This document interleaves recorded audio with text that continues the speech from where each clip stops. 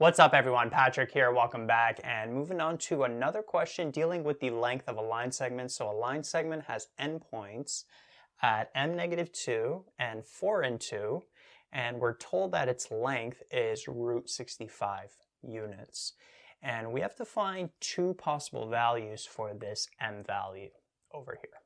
So fairly unique question. This one's a little bit different because usually we're given coordinates and we have to find the length. Well, in this case, the variable we're looking for is a part of one of the coordinates and we're given the length.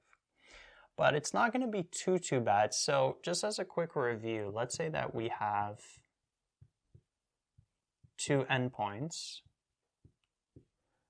of a line segment. The length of that line segment is equal to the square root of the difference between the x values squared plus the difference between the y values squared, like that. So what we can do is let's actually label these. So this is x1, this is y1, this is x2, this is y2. It doesn't matter if you label this x2, y2, and then this x1, y1. You end up getting the same result anyway. And so let's plug everything in that we're given. First off, notice that we're given the length, which is root 65. So I'm going to plug that in over here. So we'll have root 65 equals the square root.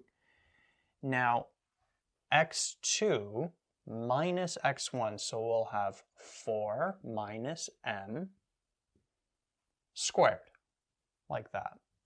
And then we'll have y2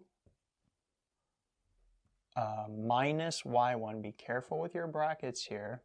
And then we're going to square it, right? The y1 is negative, so when you're subtracting, you want to make sure you put that y1 in brackets and then close the big bracket so the exponent is outside of that. And so from here, we just have to, notice we have an equation and just one variable to solve for. We just have to solve for that m. Now, root 65 equals, I'm going to keep this as is for now. And then what would this end up being? Well, this would end up being 2 minus negative 2 is like 2 plus 2. The two negatives make a positive, which would give us 4. And then that's going to be squared. So we'd have root 65 equals root 4 minus m squared plus 16, like that. And so continuing this, let me write it up here. What's the next step that we can do? Well, notice that this square root is kind of annoying to deal with, but what's nice is that the square root is actually on both sides. And so if we're taking the square root of 65 here, and then that's equal to the square root of all of this, well, it means that all of that under this square root has to equal 65. Right? Another way to get rid of the square root is we could just square both sides. What you do to one side, you got to do to the other.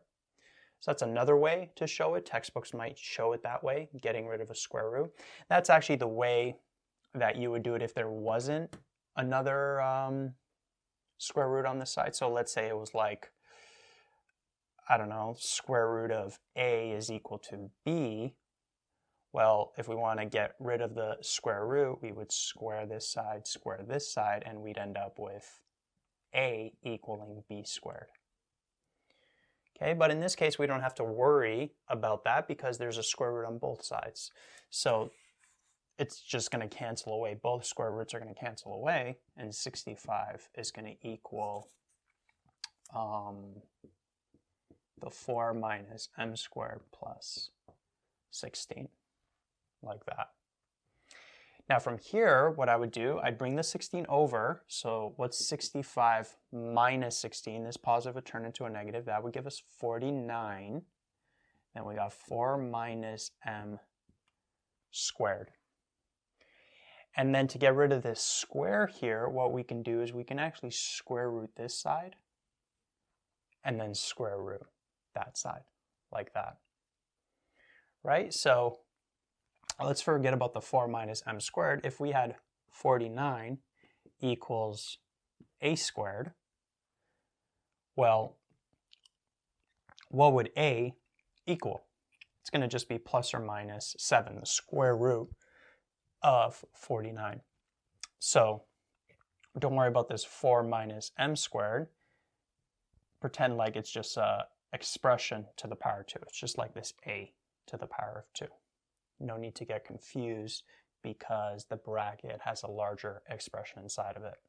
So from here, square root of 49, there's two solutions for that, right? The square root of any positive number is plus or minus something. So plus or minus 7. And that's where the two possible values are going to come for m, because there's two solutions to that right there. So that's going to end up equaling 4 minus m. And so now the two cases are either 7 equals 4 minus m, or negative 7 equals 4 minus m, right? 4 minus m can be plus 7 or minus 7. And so from here, isolating for this m, I'm going to bring the m over to make it positive. Then I'll bring the 7 over. So m would equal 4 minus 7, which would give us negative 3. And then over here, same thing. I'm going to bring the negative m over. It'll be positive. But now here's a negative 7. When I bring it over, it becomes positive. 4 plus 7 gives us 11. And so those are the two m values, the two possible m values. And then you could test them. So at this point, we're given 4 and 2. And then you could test both points. So if the m is like negative 3 and we got negative 2, what's the length of this going to be? Well, you would take the difference between the x value, so that'd be 4 minus negative 3, which would give us 7, right? It's like 4 plus 3. And then we would square that 7. We're basically doing this. And then 2 minus negative 2, that's just going to be 4 squared, that's going to be 16. Notice that's going to be 49 plus 16, which gives us 65, and we're square rooting that 65. Then what if we work with the 11?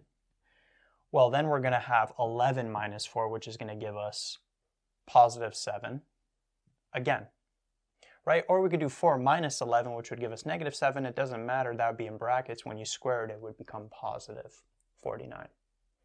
Okay, so whenever you get your solutions, you can always quickly do a check. Take the length between both m values and the m point you're given, and see if you get the length that you're given in the question.